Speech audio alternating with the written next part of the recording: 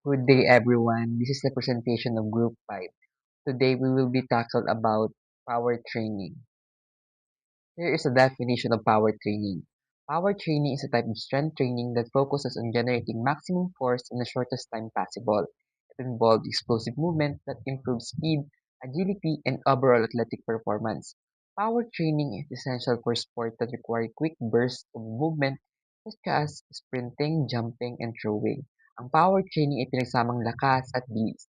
Ibig sabihin, hindi lang basta malakas ka, kundi kaya mong pagsabayin ang lakas mo sa maikling oras at mabilis na galaw. Ito ay pinagsamang strength at speed equal power. Gumagamit ng explosive movement, yung biglaang malakas na galaw. Ang example nito ay pagtalon ng mataas or jumping, sprinting, pagtakbo ng mabilis, at malakas sa pagtapo ng bola. Here are the sample of exercises under power training. First is bicep curls, next tricep extensions, third shoulder press, fourth lateral rises, fifth front rises. Now, let's talk about bicep curls. Bicep curls strengthens the front arm muscles. So, ang bicep curl is a type of exercise kung saan nagpapalakas or pinapalakas nito ang front area or harapang bahagi ng ating braso or biceps. Merong 3-step ang bicep curls. First is, hold dumbbells at your sides, palm forwards. Second, curl weights upward towards shoulder. And last, lower slowly back down. So, what are the benefits of bicep curls? It improves arm strength, grip, power, and daily lifting activity. In short, nakakatulong ito para mas mapalakas ang ating braso at mas mapaganda ang kapit ng kamay para mas madali tayong nakakakilos sa araw-araw or nakakapagbuhat. It also helps para maging fit tayo at makaiwas sa injury.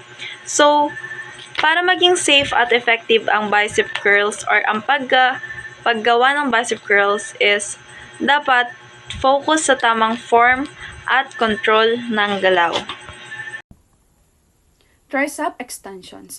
Target the back arm muscles or triceps. Steps. First, hold a dumbbell overhead with both hands. Second, bend elbow to lower behind your head. And third, extend arms back up. So, ganito lang siya kadali. Ganun. So, ang target ito ay ang triceps or ang likod ng braso. So, bakit mahalaga ito? Unang-una, lalong tumitibay ang likod ng braso or yung triceps nga. Second, nagiging madali ang paggalaw tulad ng pagtulak ng pinto, pagbubuhat ng mabibigat, at pag-abot ng mga bagay. Pangatlo, nakakatulong para maging tone o hindi lawlaw ang likod ng braso. At pang-apat, nakakatulong sa pag-push-ups, bench press, at iba pang workout. Good day everyone, my name is Maxine Cabanya and my topic is shoulder press. Target the back arms, muscle tricep. Is a premier upper body exercise targeting the tricep and upper chest performed by pressing weight overhead from shoulder and height. Tina-target nito yung muscle sa likod ng braso, yung tricep dito. And step number 1 is hold a dumbbell over with both hands, like this. Step number 2, bend elbows to lower behind the head. Step number 3, extend arms back up. 1, 2, 3, 4, 5, 6, 7, 8, 9, 10. Benefits: build stronger arms, support pushing movement, tones back of arms. Build stronger arms, lumilipat ang mga muscles sa likod ng braso. Lalapat at lalapit ang braso. Support pushing movement. Nakakatulong sa mga gawain may pagtula katulad ng pag-angat ng mga bagay. Tones of back of arms. Magiging malakas at maganda ang likod ng mga braso. Next is lateral rises. It develops side shoulder muscles. These are the steps in doing lateral rises exercise. First, it's hold dumbbells at your sides. Next, rise arm outward to shoulder weight. Next, lower slowly back down. These are the benefits in doing lateral rises exercise. First is shape shoulders, enhance upper body symmetry, improves lifting stability. Ang lateral raises ay isang workout para sa balikat. Itinataas ang dumbbell sa gilid hanggang shoulder weight. Tapos ibababa ng dahan-dahan na makakatulong sa pagpalakas at mag-shape ng shoulder muscles at nagbabalance ng upper body. Front raises is the process on front shoulder muscles. First step is hold dumbbells in front of thighs and dapat nakababa ang arms. And the second step is raise arms toward to shoulder height para umabot sa shoulder level. And the last part of step is lower slowly back down. Dapat is dahan-dahan natin ibaba o pabalik sa starting position. And bakit nga ba mahalaga ang front raises? Dahil ito ay nakakatulong palakasin ng front shoulder natin like push-up. At mai-improve natin ang arms control and stability. Always warm up first to prevent injury. Focus on proper form before speed or weight. Do movements explosive but control. Take enough rest between sets and listen to your body and stop if you feel pain. So, good morning guys. The importance of power training.